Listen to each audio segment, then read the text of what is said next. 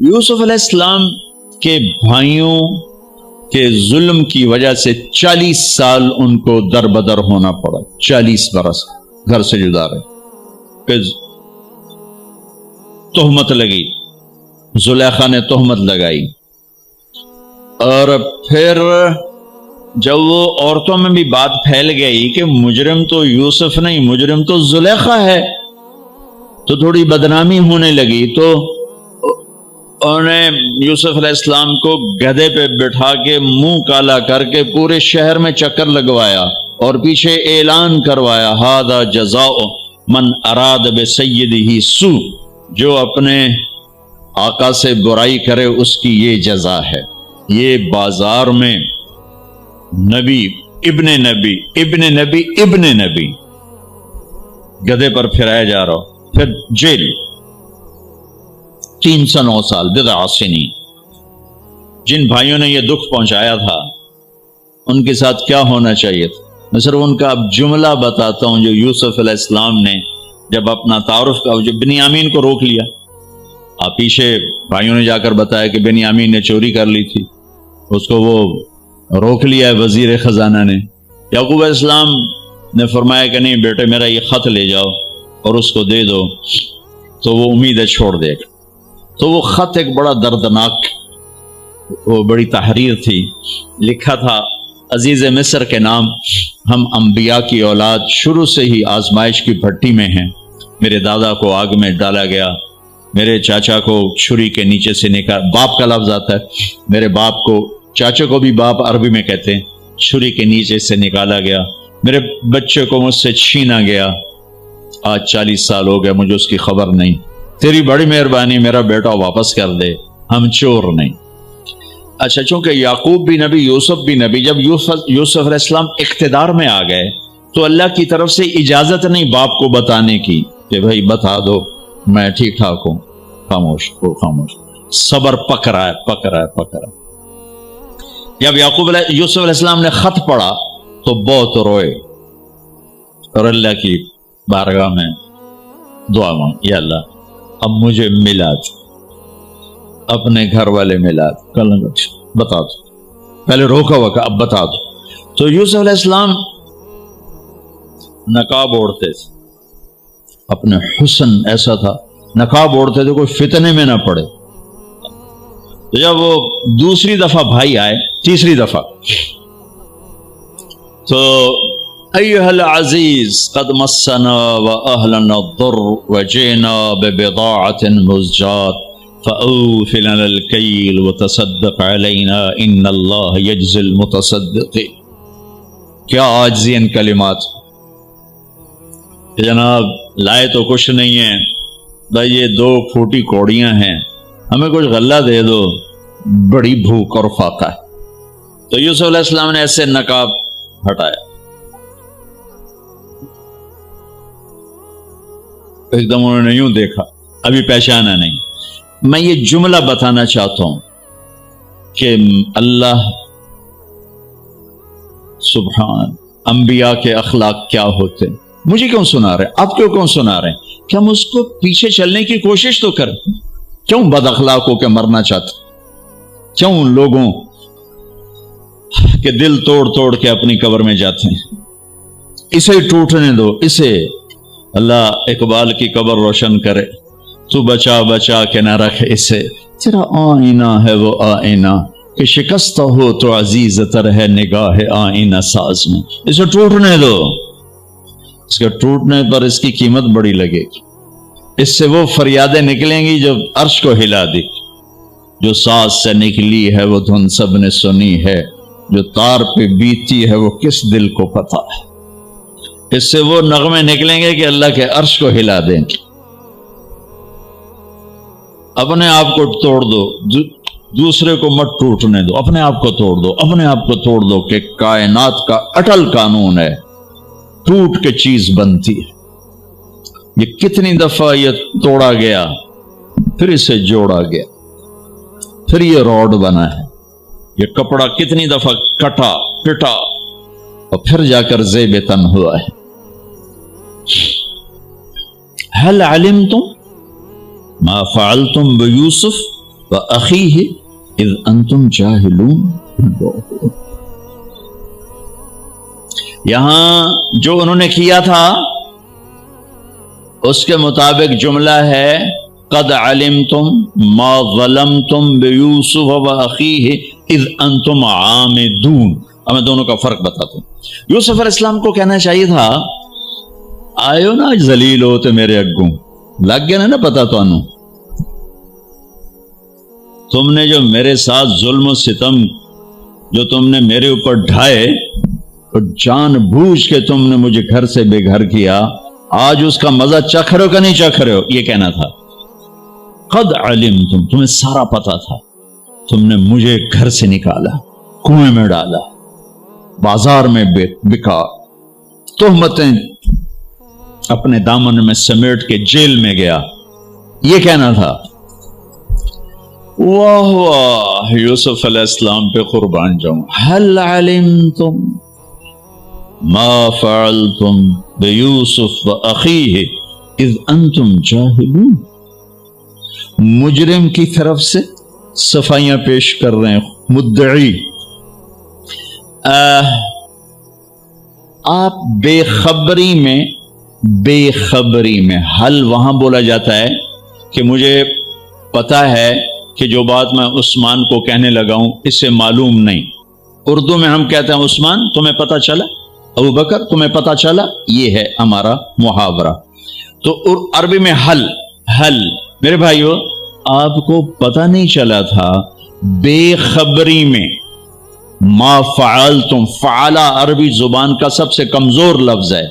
تھوڑا بہت یوسف کے ساتھ اور بھائی کے ساتھ کچھ معاملہ ہو گیا تھا اور وہ بھی تمہاری ویسے نادانی میں ہو گیا کوئی جان بوجھ کے نہیں. وَإِذَا أَنْتُمْ جَاهِلُونَ نادانی میں ہو گیا ہے کسی میں ظرف.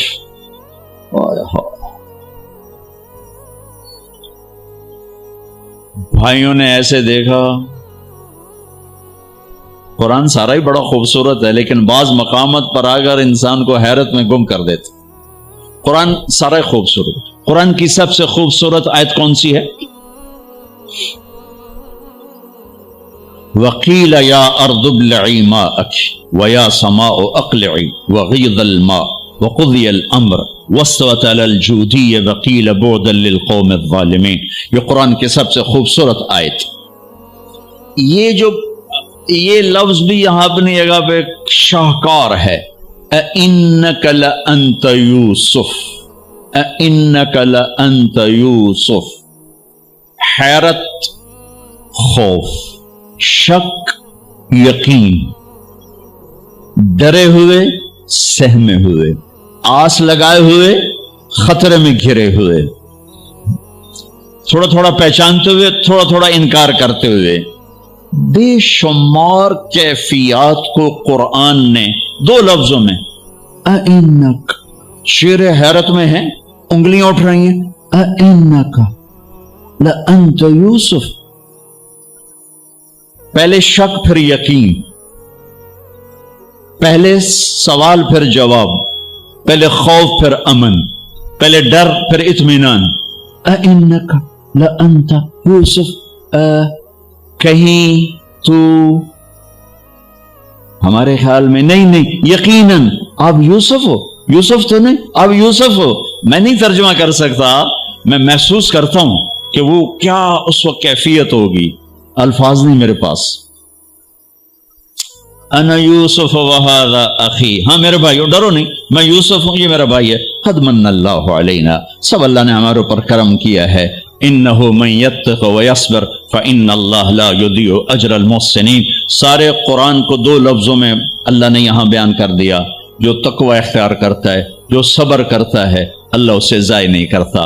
تقوی کسی مرد عورت کو اللہ سے جوڑتا ہے اور صبر کسی مرد عورت کو اللہ اور اللہ کے بندوں سے جوڑ دیتا ہے جڑ جاتا ہے. پورا اسلام دو صفتوں میں بیان کر دیا. وہی صبر کو میں کہہ رہا ہوں. صبر معاف کرنا درگزر کرنا یہ مکمل اسلام کی تصویر ہے. اس میں ایک فریضہ حج ہے. اللہ آپ کا ہمارا سفر قبول فرمائے مبارک کرے. ہر فرض کا بدل موجود ہے.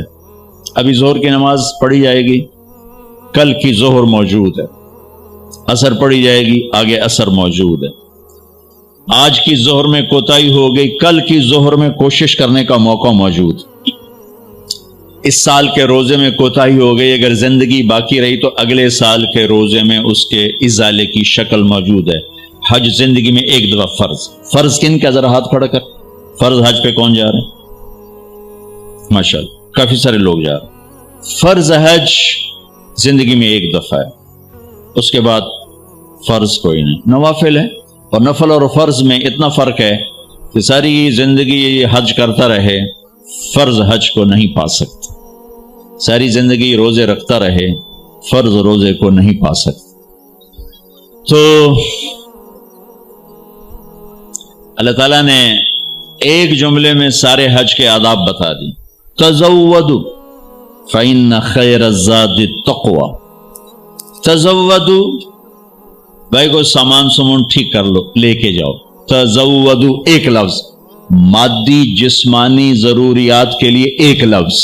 ہاں بھائی پاسپورٹ دیکھ لو، ٹکٹ دیکھ لو، اور اپنا پیسے دیکھ لو، سامان دیکھ لو، اور آگے عثمان تمہارے لیے ہے بھائی، تو ایس ہوٹل ہے جا، تو ایدے جا، تو ایدے جا، اے کھا لو، اے پی لو، اے کھا لو، اے پی لو، ٹھیک ہے۔ اس کے لیے ایک لفظ تزودوا، تزودوا۔ اور تمہارا تو حج بھی مہنگا ہے، لہذا تسی ذرا چوکھے احتیاط کرو گے، پیسے بھی بوڑھا ہو تو ٹائم بھی برباد کر کے آ جاؤ، وہ نوے ہر شے گئی۔ تو میرا اللہ مادی ساز و سامان وہ بھی لے کے جانا ہوتا ہے، اس کے لیے کہتا ہے تزودوا، ایک لفظ، ایک لفظ۔ ابے لے لو سامان سمون لے لو۔ پھر آگے جو اصل حج کا سامان ہے اس کے لیے پورا جملہ بولتا ہے، پورا جملہ کا ایک سامان میں تمہیں اپنی طرف سے بتاتا ہوں، کیا لینا ہے کچھ نہیں بتایا۔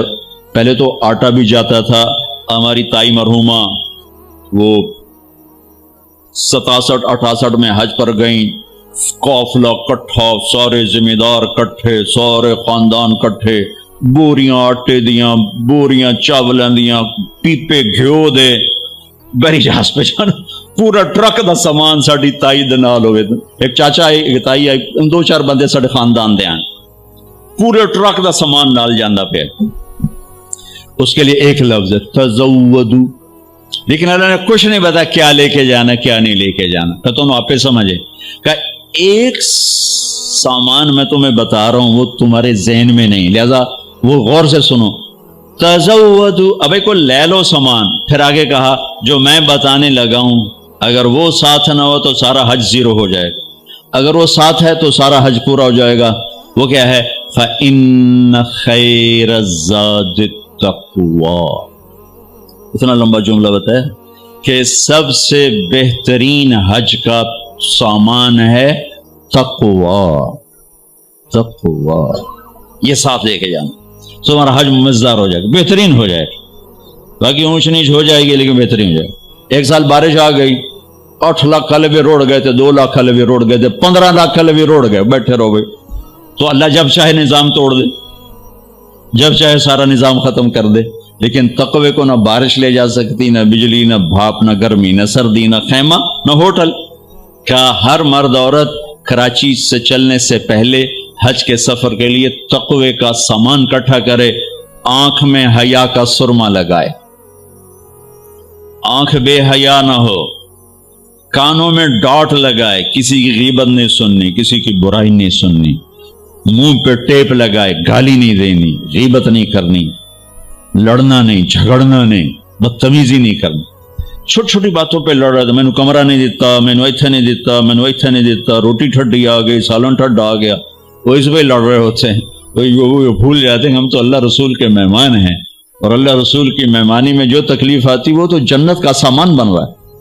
آپ کو ایک بات بتاؤں، جتنا بھی یہ تمہیں سکھ پہنچائے گا نا تو اللہ دھکا ضرور لاؤنا ہے، تو جہاں دھکا آئے نا وہاں بیٹھ کے دعا کرنا، اینو گالی نہ کڑے جی، اسے دعا کرے جی، کتھے ابو بکر سدو، کتھے عثمان سدو، نہیں کہ یا اللہ تیری طرف سے حال آیا ہے، یا اللہ یہ تیرے سامنے ہماری یہ عرضی، یہ درخواست، یہ درخواست، یہ درخواست، میرے رب کی قسم وہ دعا کی قبولیت کا وقت ہے۔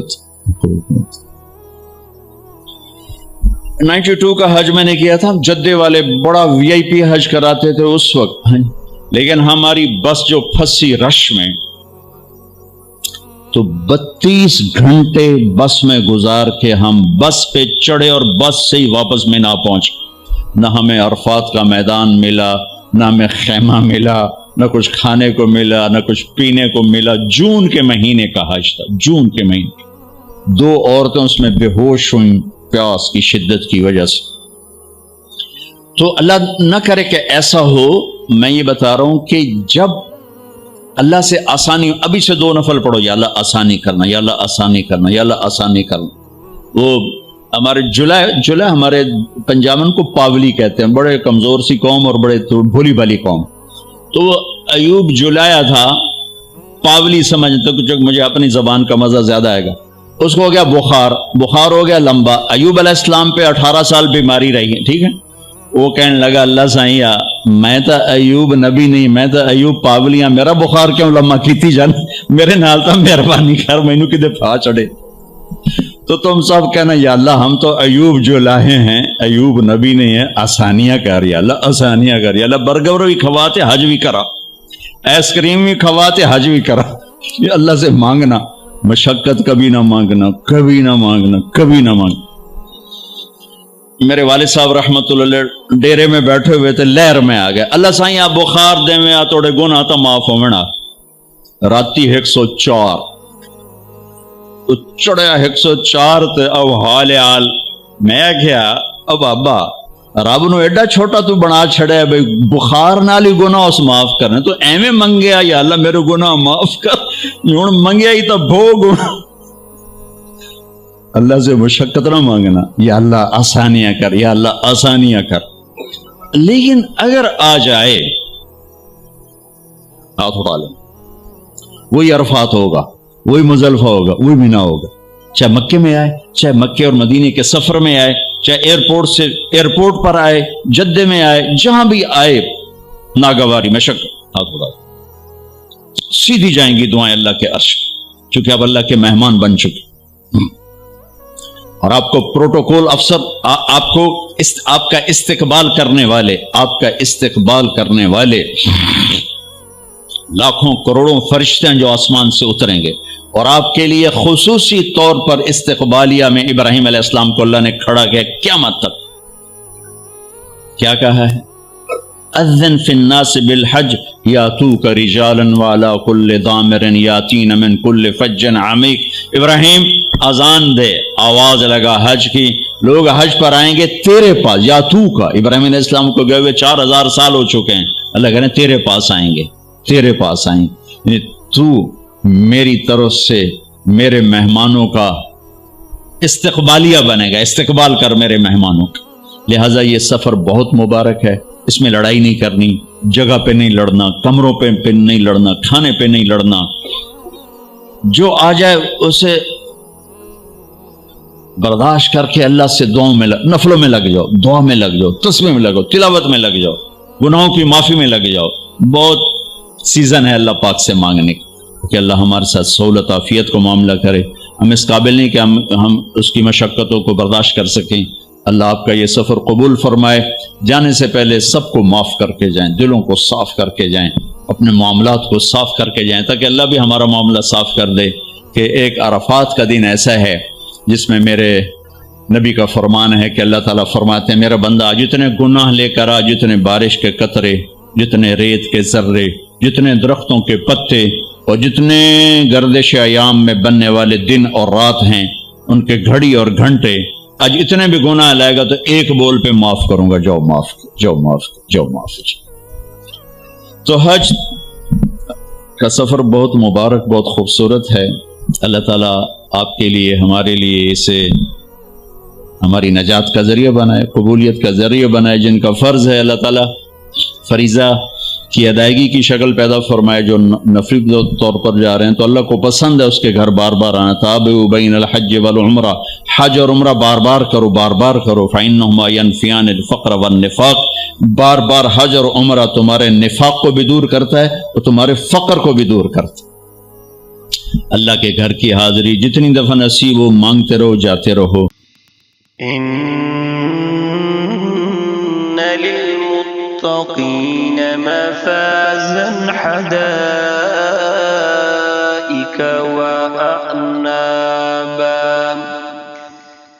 وكواعب أترابا وكأسا دهاقا لا يسمعون فيها لغوا ولا كذابا جزاء من ربك عطاء حسابا رب السماوات والأرض وما بينهما الرحمن لا يملكون منه خطابا يوم يقوم الروح والملائكة صفا لا يتكلمون إلا من أذن له الرحمن وقال صوابا